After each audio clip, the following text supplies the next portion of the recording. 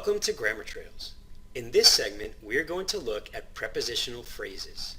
A prepositional phrase provides the reader additional information regarding time and place.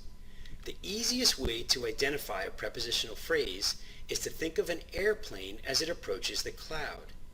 The plane can go in many different directions. It can go toward the cloud. It can go around the cloud. It can go through the cloud. It can go beneath the cloud. It can go between the clouds. It can go outside the cloud. It can go in the cloud. It can go over the cloud, under the cloud, and beside the cloud. So prepositional phrases give us location. Let's look at an example. Getty flew over the clouds. Can you spot the prepositional phrase in this sentence? Yes, over the clouds. Who is doing this? Getty. And what is Getty doing? Flying. So we have a complete sentence with a prepositional phrase. Now remember, since the prepositional phrase is providing additional information to the reader, we could actually cross it out without affecting the meaning of the sentence. Getty flew. Let's move on to the next example. Lurks composed a complex solo before the final verse. Can you identify the prepositional phrase in this sentence? That's right. Before the final verse is the prepositional phrase. It is giving us location. If we crossed out before the final verse, we would be left with Lurks composed a complex solo. A reader might ask you, where did the complex solo go? By providing the prepositional phrase, you would be answering that question for your reader. Let's move on.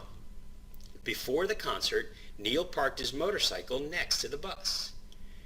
In this sentence, there are two prepositional phrases. Can you identify the first one? Yes, before the concert. That gives us time. How about the second one? Next to the bus. This one provides location. In this sentence, the writer has provided the reader with a lot of information. However, if we were to cross out the two prepositional phrases, before the concert and next to the bus, we would be left with Neil parked his motorcycle.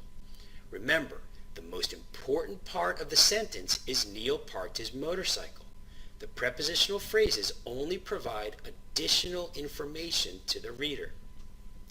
During his solo, Pratt ignited the crowd with the pounding bass drum. Did you already identify the prepositional phrase?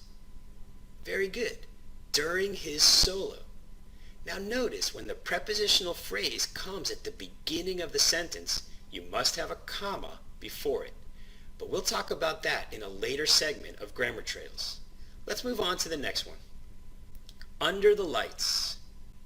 Who is doing this? We don't know. This is not a complete sentence, but is it a prepositional phrase? Yes, it is. Under gives us location. The purpose of this example is just to remind you that a prepositional phrase is not a complete sentence. So remember, prepositional phrases provide us with time and place. Before we go, I just want to give you a few examples of some prepositional phrases or prepositions that deal with time. Words like before, after, until, following, prior to, and during. These are some of the most common prepositions that deal with time. Thank you for watching this segment of Grammar Trails.